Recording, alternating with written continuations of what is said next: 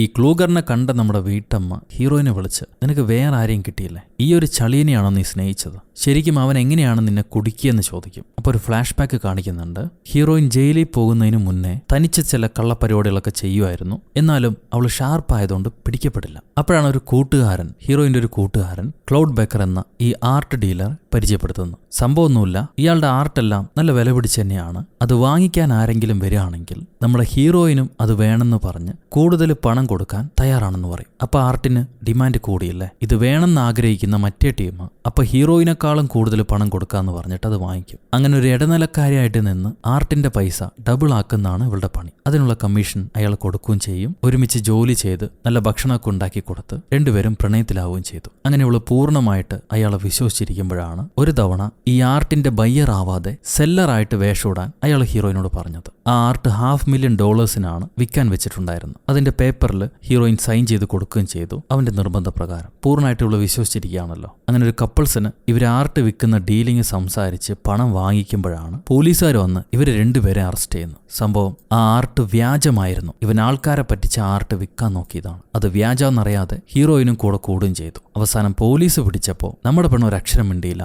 എന്നാൽ മറ്റവനാണെങ്കിൽ ഞാനിതിന് ഉത്തരവാദിയല്ല, എല്ലാത്തിനും കാരണം ഹീറോയിനാണെന്ന് പറഞ്ഞ് കേസ് നമ്മുടെ പെണ്ണിന് നേരെ തിരിച്ചുവിട്ടു. അവൾക്കെതിരെ തെളിവായിട്ട് അവളുടെ സിഗ്നേച്ചറും ഉണ്ട്. സോ അവൻ ഈസിയായിട്ട് ഊരിപ്പോന്നു. നമ്മുടെ പെണ്ണ് 5 കൊല്ലം ജയിലിൽ കിടക്കേണ്ടി വന്നു. ഈ ഫ്ലാഷ് ബാക്ക് കഴിയുമ്പോൾ നമ്മുടെ സെക്കൻഡ് ലേഡി ഇല്ലേ, അവൾ ഹീറോയിനോട് പറയും, നീ വീണ്ടും ക്ലൗഡ് ബേക്കറിനെ വിളിച്ചിരിക്കുന്നു. അവൻ എത്ര വലിയ ഫ്രോഡാണെന്ന് നിനക്കറിയാം. നീ അവനെ കൊടുക്കാൻ ശ്രമിച്ചാൽ ഒരു പക്ഷേ ഇപ്രാവശ്യവും നീ തന്നെയായിരിക്കും കുടുങ്ങുക. അവൻ ഇതിലേക്ക് വലിച്ചിടണമായിരുന്നു. അത് കേട്ട് ഹീറോയിൻ പറയും, ചെയ്യാത്ത കുറ്റത്തിന് 5 കൊല്ലം ജയിലിൽ കിടന്നത് ഞാൻ അവനെ പൂർണ്ണമായിട്ട് വിശ്വസിച്ചതുകൊണ്ടാണ്. അവൻ കാണിച്ച വിശ്വാസവഞ്ചനയ്ക്ക് അവന് പ്രതിഫലം കൊടുക്കണ്ടേ? ഇപ്രാവശ്യം ഞാൻ കൊടുങ്ങില്ല, നീ പേടിക്കണ്ട എന്ന് ഹീറോയിൻ പറയും. അത് കഴിഞ്ഞ് പിറ്റേന്ന് ഹീറോയിൻ ഈ മ്യൂസിയത്തിലേക്ക് ചെന്നിട്ട് നമ്മുടെ ആൾക്കാർ ക്യാമറ ആക്സസ് ചെയ്ത് അതിൽ കൂടെ വീക്ഷിക്കുമ്പോൾ ഈ ക്യാമറയിൽ കാണുന്ന ഭാഗവും ചുവരും തമ്മിൽ എത്ര ഡിസ്റ്റൻസ് ഉണ്ടെന്ന് കണക്കെടുക്കും. അത്രയും ഭാഗമാണ് ബ്ലൈൻഡ് സ്പോട്ടായിട്ട് വരുന്നത്. ആ ഒരു പ്രത്യേക ഭാഗം മാത്രമേ ബ്ലൈൻഡ് സ്പോട്ടായിട്ടുള്ളൂ. അതിൽ നിന്ന് അങ്ങോട്ടോ ഇങ്ങോട്ടോ പോയി കഴിഞ്ഞാൽ ക്യാമറ പെടും. എന്തായാലും അടിച്ചു മാറ്റിയ ആള്, ഈ ആഭരണം അടിച്ചു മാറ്റിയ ആള് നിലം കുഴിച്ചൊന്നും രക്ഷപ്പെടാൻ പറ്റില്ല. പിന്നെ ഇവരെന്ത് പ്ലാനാ ചെയ്യാൻ പോണെന്നുള്ളത് നമുക്ക് കണ്ടു നോക്കാം. അവിടുത്തെ പരിപാടി കഴിയുമ്പോൾ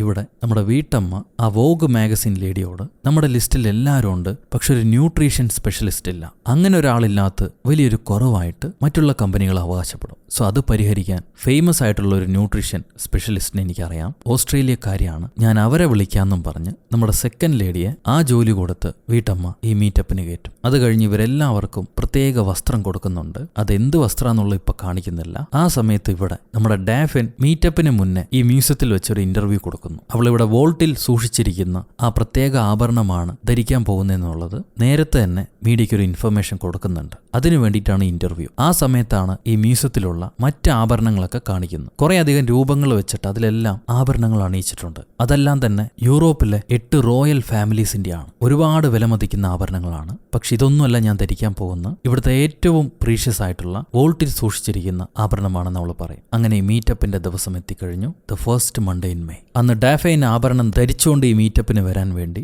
വമ്പൻ സെക്യൂരിറ്റിയുമായിട്ട് ആഭരണം അവളുടെ ഫ്ലാറ്റിലേക്ക് പോകുന്നുണ്ട്. അങ്ങനെ ആഭരണം എത്തി ട്രയലിന് വേണ്ടി ഒരു തവണ അത് ധരിച്ചു നോക്കുന്നുണ്ട്, ഫ്രോക്ക് ധരിക്കുന്നതിന് മുന്നേ ആയിട്ട്. അങ്ങനെ ഒരു തവണ അണിഞ്ഞു നോക്കിയിട്ട് ഇനി ഫ്രോക്ക് ധരിച്ച് അണിഞ്ഞു നോക്കാന്ന് പറഞ്ഞ് ഈ ആഭരണം അവർ അഴിക്കാൻ ശ്രമിക്കുകയാണ്. പക്ഷെ നമ്മുടെ ഡിസൈനറിനെ കൊണ്ട് അത് അഴിക്കാൻ പറ്റുന്നില്ല. അപ്പോഴാണ് സെക്യൂരിറ്റി വന്നിട്ട് പറയാം, മാഡം അതങ്ങനെ എല്ലാവരെ കൊണ്ടും അഴിക്കാൻ പറ്റില്ല, അതിന് വേണ്ട ഒരു സ്പെഷ്യൽ മാഗ്നറ്റ് ഉണ്ട്, സെക്യൂരിറ്റി റീസണിന് വേണ്ടിയിട്ടാണ് ഞങ്ങളത് അറ്റാച്ച് ചെയ്തിരിക്കുന്നത്, ഈ ഡിവൈസ് ഉണ്ടെങ്കിൽ മാത്രമേ അത് അഴിക്കാൻ പറ്റുള്ളൂ എന്ന് പറഞ്ഞ് അയാളുടെ കയ്യിലൊരു പ്രത്യേക ഡിവൈസ് വെച്ച് അയാൾ അത് അഴിച്ചു മാറ്റും. ഇതിവർ പ്രതീക്ഷിക്കാത്തൊരു പണിയായിരുന്നു. ഇത് അഴിച്ചു മാറ്റണമെങ്കിൽ ഇങ്ങനൊരു പാടുണ്ടെന്ന് നമ്മുടെ ലേഡീസിന് അറിയില്ല. ഇത് മനസ്സിലാക്കിയ ഡിസൈനർ ഉടനെ, നല്ല രസമുണ്ടല്ലോ, ഇതെന്ത് ടെക്നിക്കാണ്, എനിക്ക് ഒന്നുകൂടി കാണിച്ചു തരുമോ എന്ന് പറഞ്ഞിട്ട് അയാളെ കൊണ്ട് ഒന്നുകൂടെ അണിയിച്ച് അതിനെ വീണ്ടും അഴിപ്പിക്കും അവര്. എന്നിട്ട് ആ സംഭവം ഒരു വീഡിയോ എടുത്ത് നമ്മുടെ ലേഡീസിന് അയച്ചു കൊടുക്കും. അപ്പോഴാണ് നമ്മുടെ ലേഡീസിന് ഒരു പെരിയ പണി കിട്ടിയതായിട്ട് മനസ്സിലാക്കുക. അവരത് റിഹാനയ്ക്ക് കാണിച്ചു കൊടുക്കുമ്പോൾ വഴിയുണ്ടെന്നും പറഞ്ഞ് റിഹാന അവളുടെ അനിയത്തിക്ക് വിളിക്കും. ഇവള് പ്രോഗ്രാമറാണ്, സോഫ്റ്റ്വെയർ ആണെങ്കിൽ അനിയത്തി ഹാർഡ്വെയറിൽ പെരുങ്കള്ളിയാണ്. കാണാൻ ഇത്തിരിയേ ഉള്ളൂ, പക്ഷെ ഇത്തിരിയുള്ള പെരുങ്കള്ളി.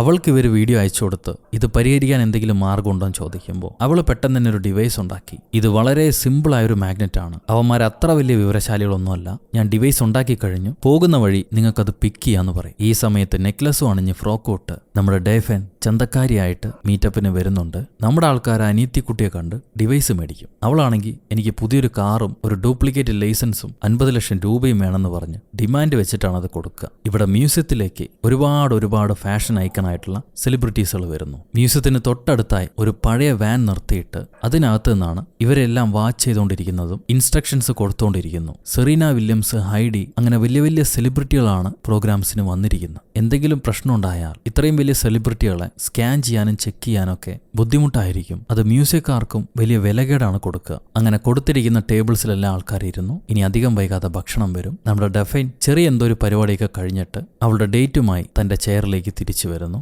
ഇവിടെ റിഹാന പണി തുടങ്ങാൻ സമയമായി പിള്ളേരെ, ഞാൻ കൗണ്ട് ഡൗൺ സ്റ്റാർട്ട് ചെയ്തു, 3, 2, 1 എന്ന് പറയുമ്പോൾ കിച്ചണി ഷെഫിന്റെ വേഷത്തിൽ ന്യൂട്രീഷനായിട്ട് നമ്മുടെ സെക്കൻഡ് ലേഡി ഉണ്ടല്ലോ, അവളാണ് ആർക്കൊക്കെ എങ്ങനെയൊക്കെയുള്ള ഫുഡാണ് പോണ്ടതെന്ന് തീരുമാനിക്കുന്നു. അവൾ പറയുന്ന പ്രകാരം വെയിറ്റേഴ്സ് ഫുഡ് എടുത്തുകൊണ്ട് പോകുന്നു. നമ്മുടെ ഡെഫൈന് കൊടുക്കുന്നത് ഒരു സൂപ്പാണ്. അത് കുക്ക് ചെയ്ത് കഴിഞ്ഞ് ഒരു പ്രത്യേക കറുത്ത ദ്രാവകം നമ്മുടെ പെണ്ണ് അതിലേക്ക് ഒഴിക്കുന്നുണ്ട്. സൂപ്പ് ടേബിളിലേക്ക് വന്ന ഉടനെ ഡെഫൈൻ വലിച്ചു വാരി അത് കുടിക്കാൻ തുടങ്ങും. 3 ദിവസമായി ഞാനൊന്നും കഴിച്ചിട്ടില്ല, നല്ല വിഷമാണ്, ആരും തെറ്റിദ്ധരിക്കില്ല എന്ന് പറയാവുള്ളൂ. ഇവിടെ കുട്ടിപ്പെണ്ണാണെങ്കിൽ വളരെ സീരിയസ് ആയിട്ട് കക്കൂസിലേക്ക് കയറി പോകുന്നുണ്ട്. പോയ അവളെ കുനിഞ്ഞ് നടന്ന് എല്ലാ ഡോറും ലോക്ക് ചെയ്ത് ഒരു ബാത്റൂമിന്റെ ഡോറ് മാത്രം ഓപ്പൺ ആക്കിയിടും. ഇവിടെ ഡഫൈന് കൊടുത്ത പായൽ വർക്ക് ചെയ്ത് തുടങ്ങി. സൂപ്പ് കഴിച്ച ഉടനെ അവൾക്ക് ഛർദ്ദിക്കാൻ വന്നിട്ട് പോകുന്ന വഴിയിൽ ആൾക്കാരെയൊക്കെ തള്ളി മാറ്റി ഇവള് ബാത്റൂമിലേക്ക് ഓടി വന്ന് കയറും. ഇവക്ക് സെക്യൂരിറ്റി ആയിട്ട് 2 പേരുണ്ട്, ആ നെക്ലസിന് സെക്യൂരിറ്റി ആയിട്ട്. അവരും പുറകെ ഓടി വരുന്ന സമയത്ത് ബാത്റൂമിന് ഫ്രണ്ടിലുണ്ടായിരുന്ന നമ്മുടെ ഹീറോയിൻ ഇത് ലേഡീസ് ബാത്റൂമാണ്, അകത്തേക്ക് കയറാൻ പാടില്ല, മാറി നിൽക്കും, മാനേഴ്സ് ഇല്ല എന്ന് പറഞ്ഞ് ആ സെക്യൂരിറ്റികളെ ചീത്ത പറയാണ്.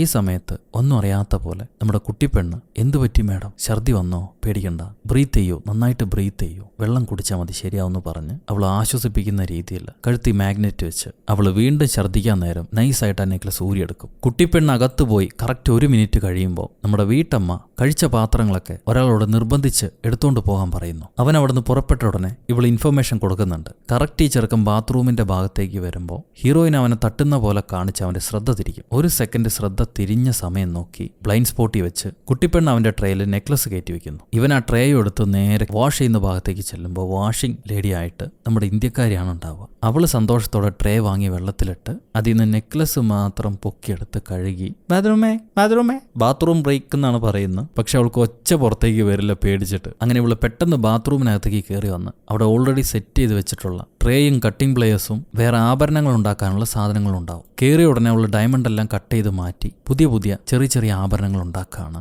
ഈ സമയത്താണ് ഡെഫൈൻ ബാത്റൂമിൽ നിന്ന് പുറത്തേക്ക് വരുന്നത്. അവളുടെ കഴുത്തിൽ നെക്ലസ് കാണാത്തതുകൊണ്ട് സെക്യൂരിറ്റികൾ ഓടി അകത്തേക്ക് ചെല്ലും, ബാത്റൂമിനകത്തേക്ക്. പക്ഷെ അവിടെ ആരുമില്ല. ഇവർ തിരിച്ചോടി വന്ന് ഡെഫൈനെ പിടിച്ച് ക്വസ്റ്റ്യൻ ചെയ്യാണ്, നെക്ലസ് എവിടെ പോയെന്ന് ചോദിച്ചു. അവള് പറയും, എനിക്കറിയാൻ പാടില്ല, ഛർദ്ദിക്കാൻ തോന്നി ഞാൻ ഓടി വന്നാണ്, ഓടി വരുന്ന വഴിക്ക് എവിടെയെങ്കിലും വീണ് കാണും, നിങ്ങൾ അവിടെ എങ്ങാനും പോയി തപ്പി നോക്ക്, എന്തായാലും സാധനം എന്റെ കയ്യിലില്ല. ഈ സെക്യൂരിറ്റികൾ അവിടുന്ന് നേരെ വന്ന് അവരുടെ ചീഫിനെ കണ്ട്, സാർ ഈ ഹാള് മുഴുവൻ ചെക്ക് ചെയ്യണം, ഗസ്റ്റിനെല്ലാം വേറൊരു സ്ഥലത്തേക്ക് മാറ്റണം, വേറെ വഴിയില്ല, അങ്ങനെ മാറ്റിയാൽ മാത്രമേ നമുക്ക് ചെക്ക് ചെയ്യാൻ പറ്റുള്ളൂ എന്ന് പറയും. അപ്പൊ ചീഫാണെങ്കിൽ വന്നിരിക്കുന്ന എല്ലാം VIP-കളാണ്, അവരോട് എങ്ങനെ മാറാൻ പറയാനാ, അത് ബുദ്ധിമുട്ടാണെന്ന് പറയുമ്പോൾ സെക്യൂരിറ്റികൾ, സാർ 150 മില്യൺ അത് പോകാതിരിക്കണമെങ്കിൽ കുറച്ച് സമയത്തേക്ക് അവരോട് മാറി നിൽക്കാൻ പറയണം. സോ ചീഫ് എല്ലാവരോടും മാപ്പ് ചോദിച്ച് കുറച്ച് സമയത്തേക്കൊന്ന് മാറി നിൽക്കണം, എല്ലാവരും സ്റ്റെയറിന്റെ താഴത്തേക്ക് പോകൂ, ഒരു 5 മിനിറ്റ് മതി, ഞങ്ങൾക്ക് ചില അറേഞ്ച്മെന്റുകൾ ചെയ്യാനുണ്ട്, അത് കഴിഞ്ഞ് എല്ലാവരും തിരിച്ചു വിളിക്കാന്ന് പറഞ്ഞ് എല്ലാ VIP-കളെയും എൻട്രൻസിന്റെ ഭാഗത്തേക്ക് മാറ്റുകയാണ്. ഈ സമയത്ത് അവിടുത്തെ സ്റ്റാഫുകളെയും ചെക്ക് ചെയ്യുന്നുണ്ട് ഇവര്. VIP-കളൊക്കെ ദേഷ്യം വന്ന് എന്താ പറ്റിയെന്ന് അവിടുത്തെ സെക്യൂരിറ്റിയോട് ചോദിക്കും. പുള്ളിക്കാരനുള്ള കാര്യം പറയും, ഈ മ്യൂസിയത്തിൽ ഒരു ഡയമണ്ട് നെക്ലസ്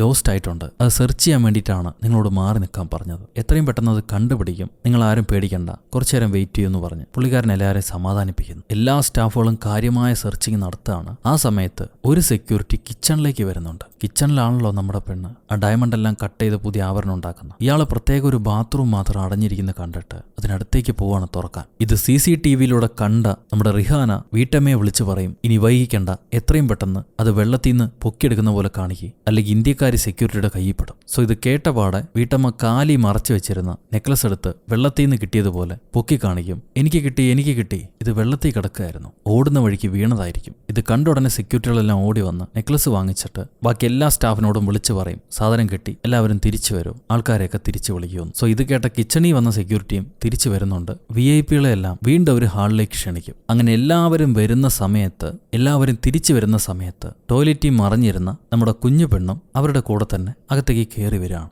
ബ്ലൈൻഡ് സ്പോട്ടിൽ നിന്ന് അവൾ കയറി വരുന്നു. സോ ക്യാമറയെ നോക്കുന്നവർക്ക് ഇവള് പുറത്തുനിന്ന് ആൾക്കാരുടെ കൂടെ വരുന്നു എന്ന് മാത്രമേ അറിയൂ. പെട്ടെന്ന് അത്രയും മനസ്സിലാക്കൂ. അവള് നേരെ കിച്ചൺ ബാത്റൂമിലേക്ക് വരുമ്പോഴേക്കും നമ്മുടെ ഇന്ത്യക്കാരി സൂറത്തുകാരിയാന്ന് തോന്നുന്നുണ്ട് എല്ലാ ഡയമണ്ടും വെട്ടിമാറ്റി പുതിയ ആഭരണങ്ങൾ ഉണ്ടാക്കി കഴിഞ്ഞു. ഇതെല്ലാം കുഞ്ഞു പെണ്ണ് വാങ്ങിച്ചിട്ട് ഓരോ ആഭരണവും നമ്മുടെ ഓരോ ലേഡികളുടെ കയ്യിലും കൊടുക്കുകയാണ്, മറിഞ്ഞ് കൊടുക്കുകയാണ്. ഡിസൈനർ കണ്ടോ എന്ത് സ്റ്റൈലായിട്ടാണ് വാങ്ങിക്കണം. ഇതിനിടയിൽ ഹീറോയിൻ ആ പഴയ എക്സ് ബോയ് ഫ്രണ്ടിന്റെ അടുത്ത് പോകുന്നുണ്ട്. എന്നാലും അവനെ കാണാത്ത പോലെ മൈൻഡ് ചെയ്യാതെ അവനിട്ടൊരു ഇടിയും കൊടുത്തിട്ട് ഇവള് കടന്നു മാറിപ്പോ. അവന് മനസ്സിലാവില്ല അവൾ എന്തുകൊണ്ടാണ് അങ്ങനെ ചെയ്തതെന്ന്. അത് കഴിയുമ്പോൾ നമ്മുടെ കുടുംബിനി ഇവരെല്ലാവർക്കും വസ്ത്രങ്ങൾ കൊടുത്തില്ലേ, അത് മറ്റൊന്നിനുമല്ല സെലിബ്രിറ്റികളുടെ കൂടെ ഒരു സെലിബ്രിറ്റിയെ പോലെ ഇവരും മെയിൻ എക്സിറ്റ് വഴി കടന്നു പോകാൻ വേണ്ടിയിട്ടായിരുന്നു ആ വസ്ത്രങ്ങളൊക്കെ. അവിടെയാണെങ്കിൽ ചെക്കിംഗ് ഒന്നും ഉണ്ടാവില്ല. അങ്ങനെ ഓരോരുത്തരും സ്റ്റൈലായി അവരെ പുതിയ വസ്ത്രമിട്ട് ആ ഡയമണ്ടിന്റെ ആഭരണമാണിത് വളരെ കൂളായിട്ട് കടന്നു പോകും. അത് കഴിഞ്ഞ് നെക്ലസ് വോൾട്ടിനകത്തേക്ക് കൊണ്ടുപോയി വെക്കുന്നതിന് മുന്നെയാണ് ഇവർ ചെക്ക് ചെയ്ത് നോക്കി ബാപ്പുരെ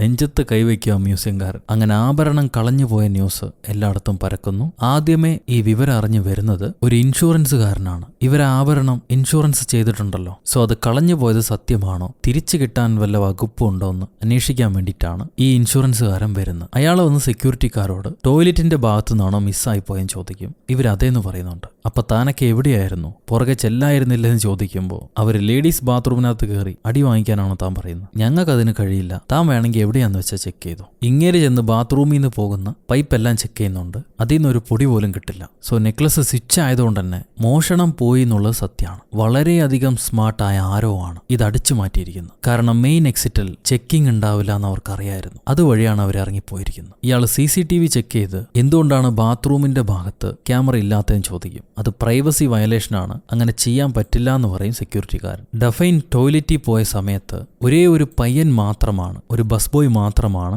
ആ ബാത്റൂം വഴി പാസ്സായി പോയിരിക്കുന്നത്. സോ ഇൻഷുറൻസുകാരൻ ആ ബസ് ബോയിനെ വിളിച്ച് നീ കുറ്റം ചെയ്തിട്ടുണ്ടെങ്കിൽ ഇപ്പൊ സമ്മതിച്ചോ, അല്ലെങ്കിൽ വലിയ ശിക്ഷയായിരിക്കും നിനക്ക് കിട്ടാൻ പോകുന്നു, ഞാൻ എന്തായാലും പിടിക്കും, ഉള്ള കാര്യം തുറന്നു പറഞ്ഞോ എന്ന് പറയും. അവൻ പറയും സാറേ പ്ലേറ്റ് എടുക്കുന്നതിന്റെ ഗ്യാപ്പിൽ ഞാനും എന്റെ കൂട്ടുകാരനും ഒളിച്ചിരുന്ന് കഞ്ചാവ് വലിച്ചു. സത്യം പറഞ്ഞാൽ ആ കഞ്ചാവ് എന്റെ പോലും അല്ല, അത് അവൻ കൊണ്ടുവന്നാണ്, അത് മാത്രമേ ഞാനൊരു തെറ്റായി ചെയ്തിട്ടുള്ളൂ, നിങ്ങൾ എന്റെ ജോലി കളയരുത്. സോ ആ പയ്യനൊന്നും അറിയില്ല എന്ന് മനസ്സിലാക്കിയിട്ട് ഇൻഷുറൻസുകാരൻ അടുത്തായി നമ്മുടെ ഡഫൈനെ ക്വസ്റ്റ്യൻ ചെയ്യുന്നു. ബാത്റൂമിനകത്ത് നിങ്ങൾ ചെന്നപ്പോൾ അവിടെ മറ്റാരെങ്കിലും ഉണ്ടായിരുന്നോ എന്ന് ചോദിക്കും. അവള് പറയും ഇല്ല, അങ്ങനെ ആരും ഉണ്ടായിരുന്നില്ല എന്ന്. കുഞ്ഞുപെണ്ണ് ഇവളെ സഹായിച്ചിട്ടുണ്ട്, എന്നാൽ കുഞ്ഞുപെണ്ണിന്റെ കാര്യം ഇവള് പറയുന്നില്ല. എപ്പോഴാണ് നെക്ലസ് മിസ്സായത് നിങ്ങൾ മനസ്സിലാക്കിയെന്ന് ചോദിക്കുമ്പോൾ അവള് പറയും നെക്ലസ് തിരിച്ച് കിട്ടിയില്ലേ, അവർ കിട്ടിയിട്ടുണ്ടെന്നാണല്ലോ പറഞ്ഞത്, ഇപ്പൊ അത് വീണ്ടും പോയോ. ഈ പെണ്ണ് ലേശം മണ്ടിയാന്ന് മനസ്സിലാക്കിയിട്ട് ഇൻഷുറൻസുകാരൻ മറ്റൊന്നും ചോദിക്കില്ല. ഹീറോയിന്റെ ഫോട്ടോ കാണിച്ചു കൊടുത്ത് ഇവള് വലിയൊരു കള്ളിയാണ്, ആ മീറ്റപ്പിന് ഈ സ്ത്രീയും ഉണ്ടായിരുന്നു, ഈ സ്ത്രീ എങ്ങാനും നിങ്ങളോട് സംസാരിക്കാൻ ശ്രമിച്ചിരുന്നോ എന്ന് ചോദിക്കും. അവള് പറയും എനിക്കറിയാൻ പാടില്ല, ഈ പെണ്ണ് ആരാണെന്ന് പോലും എനിക്കറിയാൻ പാടില്ല, ഞാൻ അവളെ കണ്ടിട്ടുമില്ല.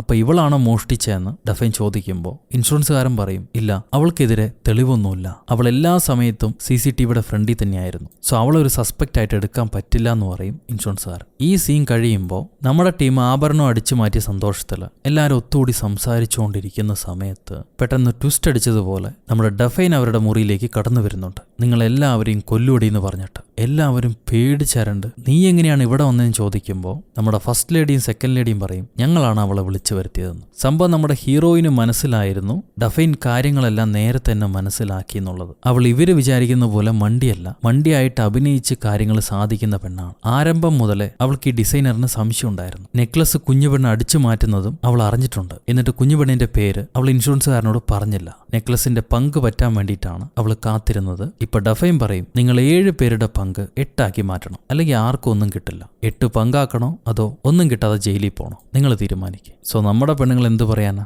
ഭാഗം 8 ആകാൻ തീരുമാനിക്കും. ആ ഇൻഷുറൻസുകാരൻ അവൻ എന്തായാലും ഹീറോയിന് അറിയാം, അവൻ അടുത്ത് നിനക്ക് നേരെ തന്നെയാണ് വരാൻ പോകുന്നതെന്ന് ഡഫൈൻ പറയും. അതിന് ഹീറോയിൻ ഞങ്ങളിത് എക്സ്പെക്ട് ചെയ്ത് തന്നെയാണ്, അതിനുള്ള പ്രിപ്പറേഷനും നടത്തി കഴിഞ്ഞു, എന്തായാലും നമ്മളായിരിക്കില്ല പ്രൈം സസ്പെക്ട്, അതുകൊണ്ട് ആരും പേടിക്കണ്ട. ഡഫൈന്റെ കൂടെ തന്നെ ഉണ്ടായിരുന്ന ആളാണ് പ്രൈം സസ്പെക്ട് ആയിട്ട് വരിക, ഇവളുടെ പഴയ ബോയ് ഫ്രണ്ട്. എവിഡൻസിന് വേണ്ടി അവൻ ഇടിച്ച സമയത്ത് ഇവള് കയ്യിലുണ്ടായിരുന്ന ഡയമണ്ട് അവന്റെ കോട്ടിനകത്താക്കി. സോ അവനാണ് കുറ്റവാളി എന്നുള്ള തെളിവായി. ഇനി മറ്റൊരു പണിയും കൂടിയുണ്ട്. 3 നാടക നടിമാര്, നല്ല പ്രായമായ അമ്മച്ചിമാരെ ഇവർ തിരഞ്ഞെടുക്കും. എന്നിട്ട് ഈ അമ്മച്ചിമാരുടെ കയ്യിൽ ഓരോ ആഭരണങ്ങൾ കൊടുത്ത് ടൗണിലെ പല ഷോപ്പുകളിലായിട്ട് ചെന്ന് ആ ആഭരണങ്ങളെല്ലാം അവരുടെ കുടുംബ സ്വത്തായിട്ട് കിട്ടിയതാണ്, ഇപ്പൊ പണമില്ലാത്തതുകൊണ്ട് വിൽക്കാണെന്നും പറഞ്ഞ് ഓരോ കടകളിലായിട്ട് സെന്റിമെന്റ് ഒക്കെ പറഞ്ഞ് വിൽപ്പിക്കും. ഈ സമയത്ത് ഇൻഷുറൻസുകാരൻ നമ്മുടെ ബോയ് ഫ്രണ്ടിനെയും ക്വസ്റ്റ്യൻ ചെയ്യുന്നുണ്ട്. പക്ഷെ അവനെതിരെ എവിഡൻസ് ഒന്നും ഇല്ലാത്തതുകൊണ്ട് എനിക്ക് തന്റെ ചോദ്യങ്ങൾക്ക് ഉത്തരം പറയേണ്ട ആവശ്യമില്ല, താൻ വാറണ്ട് ആയിട്ടും ആയോ, എന്നിട്ട് നമുക്ക് സംസാരിക്കാമെന്നും പറഞ്ഞ് ബോയ് ഫ്രണ്ട് എഴുന്നേറ്റ് പോകും. കുറച്ച് കഴിയുമ്പോൾ പഴയ ബോയ് ഫ്രണ്ടിന് നമ്മുടെ ഡഫൈൻ വിളിക്കുന്നുണ്ട്. എനിക്ക് നിന്നോടുള്ള മോഹം തീർന്നിട്ടില്ല, നമുക്ക് ഇന്ന് രാത്രി ഒന്നുകൂടി കണ്ടുമുട്ടണം എന്ന് അവൾ പറയും. അവിടെ നിന്ന് കട്ട് ചെയ്ത ഹീറോയിനും മറ്റേ ഇൻഷുറൻസുകാരനും തമ്മിൽ കണ്ടുമുട്ടുന്നു. ഹീറോയിനെ പഴയൊരു കേസിൽ ഈ ഇൻഷുറൻസുകാരൻ പിടിച്ചതാണ്. സോ അതുകൊണ്ട് തന്നെ ഇവർക്ക് നേരത്തെ പരിചയമുണ്ട്. ഇൻഷുറൻസുകാരൻ പറയും, ഞാൻ നിന്നെ വിളിച്ചു വരുത്തിയത് എനിക്കറിയാം നീ തന്നെയായിരിക്കും ആ ഡയമണ്ട് എടുത്തിട്ടുണ്ടാവാന്നുള്ളത്. എനിക്കത് തെളിയിക്കാൻ കഴിയില്ല എന്ന് നീ വിചാരിക്കേണ്ട. നിന്നെ ജയിലിലേക്ക് പറഞ്ഞു വിടാൻ ഞാൻ ആഗ്രഹിക്കുന്നില്ല. എനിക്ക് ആ നെക്ലസ് തിരിച്ചു തന്നാൽ മതി. അത് എവിടുന്നേലും കിട്ടിയതാണെന്ന് ഞാൻ പറഞ്ഞ് കാര്യങ്ങൾ സെറ്റാക്കിക്കോളാം. അത് കേട്ട് ഹീറോയിൻ പറയും, ആ നെക്ലസ് മുഴുവൻ തരാൻ പറ്റില്ല, എന്റെ കയ്യിലില്ല. പക്ഷെ അതിലൊരു 10% തിരിച്ചു തന്നാൽ മതിയാവോ? അപ്പൊ പുള്ളിക്കാരൻ ചോദിക്കും, അതെന്താ 10%? ബാക്കി എവിടെ പോയി? അതിന്റെ വില എന്താന്ന് എനിക്കറിയോ? അത് കേട്ട് ഹീറോയിൻ, 10% വേണമെങ്കിൽ അത് എവിടെയാണ് ഇരിക്കണേന്ന് ഞാൻ പറഞ്ഞുതരാം, അല്ലെങ്കിൽ ഒരു സാധനവും കിട്ടില്ല. എനിക്കെതിരെ താൻ എത്ര കിണഞ്ഞ് ശ്രമിച്ചാലും ഒരു തെളിവും കിട്ടാൻ പോകുന്നില്ല. പക്ഷെ തെളിവ് കിട്ടുന്നൊരിടം ഒരാളെ എനിക്കറിയാം. ഇവള് പഴയ ബോയ് ഫ്രണ്ടിന്റെ ഫോട്ടോ കാണിച്ചു കൊടുക്കും. ഇവന്റെ കയ്യിലുണ്ട് തനിക്ക് വേണ്ട 10%. താനൊരു സെർച്ച് വാറണ്ടുമായിട്ടും ആയോ, അവനെതിരെ എല്ലാ തെളിവും നിനക്ക് കിട്ടും. അത് കേട്ട് ഇൻഷുറൻസുകാരൻ പറയും, ഒരു കാരണമില്ലാതെ സെർച്ച് വാറണ്ട് കിട്ടില്ല. ഞാൻ ഓൾറെഡി അവൻ ഇന്റർവ്യൂ ചെയ്താണ്. വാറണ്ട് ഇല്ലാതെ എനിക്ക് അവനെ സെർച്ച് ചെയ്യാൻ പറ്റില്ല. അതിന് തക്കതായ ഒരു കാരണവും വേണം. അത് കേട്ട് ഹീറോയിൻ പറയും, കാരണമല്ലേ തനിക്ക് വേണ്ടത്, അതുണ്ടാക്കാൻ ഞങ്ങൾ പരിശ്രമിക്കുന്നുണ്ട്. സോ ആ കാരണം ഉണ്ടാക്കാൻ വേണ്ടിയിട്ടാണ് ഡഫൈൻ പഴയ കൂട്ടുകാരനെ ചെന്ന് കാണുന്നത്. അവനോട് കൊഞ്ചി വർത്താനം പറഞ്ഞ് കുഴഞ്ഞ് ബെഡിൽ കൊണ്ടുപോയി കിടത്തി ലോക്ക് ചെയ്ത് ഒരു ഉമ്മയും കൊടുത്ത് ഞാൻ ഇപ്പം വരാം, ഉണ്ണിക്കുട്ടൻ റെഡി ആയിരുന്നോ എന്നും പറഞ്ഞ് ഇവള് ചെന്ന് അവന്റെ കോട്ടിനകത്ത് അവൻ പോലും അറിയാതെ ഹീറോയിൻ വെച്ചിരുന്ന ആ ഡയമണ്ട് എടുത്ത് അവന്റെ വീട്ടിലെ ടേബിളിൽ വെച്ച് ഫോട്ടോ എടുത്ത് ഹീറോയിൻ അയക്കും. ആ ഫോട്ടോ ഹീറോയിൻ ഇൻഷുറൻസുകാരൻ അയക്കുന്നു. സോ ഫോട്ടോ കിട്ടി എന്തായാലും വാറണ്ട് കിട്ടുമല്ലോ. ആ വാറണ്ട് ഉപയോഗിച്ച് ഇവര് ബോയ് ഫ്രണ്ടിനെ അറസ്റ്റ് ചെയ്തുകൊണ്ട് വരികയാണ്. പക്ഷെ അവൻ പറയും, എനിക്കൊന്നും അറിയാൻ പാടില്ല, അതെങ്ങനെ എന്റെ കോട്ടി വന്നോന്ന് എനിക്കറിയാൻ പാടില്ല. എനിക്ക് വേണ്ട സ്വത്തും പണമൊക്കെ എന്റെ കയ്യിൽ തന്നെ ഉണ്ട്. പക്ഷെ അവിടെ ഒരു പ്രശ്നമുണ്ട്. ഇയാളുടെ കമ്പനിയിലേക്ക്, ബെക്കർ ഹോൾഡിങ്സ് എന്ന് പറയുന്ന കമ്പനിയിലേക്ക് 3 വയസ്സായ സ്ത്രീകൾ ഒരുപാട് പണം ഡെപ്പോസിറ്റ് ചെയ്തിട്ടുണ്ട്. ആ വയസ്സായ സ്ത്രീകളുടെ പേര് കള്ളപ്പേരുകളാണ്. സോ കള്ളപ്പേരിൽ ഈ ഡയമണ്ട് വിറ്റതിന്റെ കാശ് തന്റെ കമ്പനി അക്കൗണ്ടിൽ ഡെപ്പോസിറ്റ് ചെയ്തിരിക്കുകയാണെന്നാണ് പോലീസുകാർ വിശ്വസിക്കുക. ഹീറോയിൻ അവനെതിരെ കടുത്ത തെളിവുകൾ ഉണ്ടാക്കിയതാണ് ആ 3 അമ്മച്ചിമാരെയും വെച്ചിട്ട്. അതിന് 3 കൂട്ടം ഡയമണ്ട്സ് പോയിന്ന് മാത്രം. അങ്ങനെ അവനെ പൂട്ടിക്കഴിഞ്ഞ് ഇവരെല്ലാം ഡ്രിങ്ക്സ് കഴിച്ച് ആഘോഷിക്കുകയാണ്. Claudie Becker may he rest in peace in prison എന്നൊരു വിഷും കൊടുക്കും നമ്മുടെ ഡിസൈനർ. അപ്പോഴാണ് ഡഫൈൻ ചോദിക്കുക, പോലീസുകാർക്കൊരു കുറ്റവാളിനെ കിട്ടി, ഹീറോയിൻ തന്റെ എതിരാളിനെ കൊടുക്കുകയും ചെയ്തു. പക്ഷെ നമുക്ക് നഷ്ടമായത് 3 കൂട്ടം ഡയമണ്ട്സ് അല്ലേ? അപ്പൊ നേരത്തെ പറഞ്ഞതുപോലുള്ള പങ്ക് എല്ലാവർക്കും കിട്ടില്ല. അതിൽ നിന്ന് കുറെ പണം നഷ്ടമായില്ലേ? അതെങ്ങനെ നികത്താൻ പോണെന്ന് ചോദിക്കുമ്പോൾ സെക്കൻഡ് ലേഡി പറയും, നീ എന്താ വിചാരിച്ചത്? ആ ഒരൊറ്റ ഡയമണ്ട് എടുക്കാൻ മാത്രമാണ് ഞങ്ങൾ ഇത്രയും വലിയ പ്ലാൻ ഇട്ടെന്നോ? അപ്പോൾ ബാക്കിയുള്ള ആഭരണങ്ങളോ? അതൊക്കെ വെറുതെ അവിടെ ഇരുന്ന് കഷ്ടപ്പെടുകയല്ലേ? സോ ഈ കള്ളികള് ആ ഒരു നെക്ലസ് മാത്രമല്ല അടിച്ചു മാറ്റാൻ പ്ലാൻ ചെയ്ത്, ആ പ്ലാന് ബാക്കിയുള്ളവർക്ക് അറിയില്ലായിരുന്നു. ഒരു ആഭരണം മിസ്സായപ്പോൾ സെക്യൂരിറ്റികൾ ഗസ്റ്റുകളെല്ലാം മാറ്റി ആ ഒരു ആഭരണത്തിന് വേണ്ടി എല്ലാ സ്ഥലങ്ങളും ചെക്ക് ചെയ്യാൻ തുടങ്ങി. ഈ ഗ്യാപ്പിന് നമ്മുടെ പെണ്ണ് മറ്റ് ആഭരണങ്ങളുള്ള സ്ഥലത്തേക്ക് വന്ന് അവിടെയുള്ള എല്ലാ ആഭരണങ്ങളും എടുത്ത് ഡ്യൂപ്ലിക്കേറ്റ് ആഭരണങ്ങൾ വെച്ച് സ്വിച്ച് ചെയ്തു. ക്യാമറ മറയ്ക്കാൻ വേണ്ടി മൊബൈലിൽ ഒരു ഫോട്ടോ എടുത്ത് അത് CCTV മുന്നിലേക്ക് വെച്ചിട്ട് ഒരു ചൈനക്കാരന്റെ സഹായത്തോടു കൂടി അകത്തെ ഷോയിലുണ്ടായിരുന്ന എല്ലാ ആഭരണങ്ങളും ഇവർ അടിച്ച് ഉന്തുവണ്ടി കയറ്റി ഇവർ കാറ്ററിങ്ങിന് വേണ്ടി കൊണ്ടുവന്ന ട്രക്കിനകത്ത് വെച്ച് എല്ലാ ആഭരണങ്ങളും കടത്തി. അങ്ങനെ ഇത്തവണ $3,83,00,000 നമ്മൾ ഓരോരുത്തർക്കും പങ്കായിട്ട് വരുന്നു. സന്തോഷമായില്ലേ എന്ന് ചോദിക്കുമ്പോൾ വായും പൊളിച്ചിരിക്കുകയാണ് ഡഫൈൻ. അങ്ങനെ നമ്മുടെ പെണ്ണുങ്ങൾ അവരുടെ ആഗ്രഹങ്ങളെല്ലാം സാധിക്കുന്ന വലിയ വലിയ കോടീശ്വര പണക്കാരികളായിട്ട് മാറിയിരിക്കുകയാണ്. അവസാനം ഹീറോയിൻ തന്റെ വലിയൊരു ലക്ഷ്യം സാധിച്ച സന്തോഷത്തിൽ അവളുടെ ചേട്ടന്റെ സമാധി ചെന്ന് കാണുന്നു. ചേട്ടന്റെ കഥ പറയുന്ന ഒരു ബാക്ക് സ്റ്റോറി ഉണ്ട്. അതൊരു പക്ഷേ അടുത്ത പാർട്ടിൽ നമുക്ക് കാണാൻ പറ്റും. ഇപ്പോൾ ഓഷ്യൻ എന്ന സിനിമ ഇതോടുകൂടി അവസാനിക്കുകയാണ്. സോ ഗൈസ്, എങ്ങനെയുണ്ട് ഈ സിനിമ? നിങ്ങൾക്ക് ഇഷ്ടപ്പെട്ടു എന്ന് വിചാരിക്കുന്നു. നിങ്ങളുടെ അഭിപ്രായം കമന്റിലൂടെ രേഖപ്പെടുത്തുക. ലൈക്ക് ചെയ്യാനും ഷെയർ ചെയ്യാനും പുതിയ കൂട്ടുകാരെല്ലാവരും ചാനൽ സബ്സ്ക്രൈബ് ചെയ്യാനും ഒരിക്കലും മറക്കരുത്. അടുത്തൊരു അടിപൊളി സിനിമയായിട്ട് വീണ്ടും കാണുന്നത് വരെ, until then, it's bye from ഒരു കഥ